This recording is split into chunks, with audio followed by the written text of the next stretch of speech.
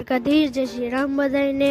આજે આપણે ગાડી શીખવાનું છે ડે 1, તો આપણે ગાડી શીખવા જઈએ, તો ચાલો।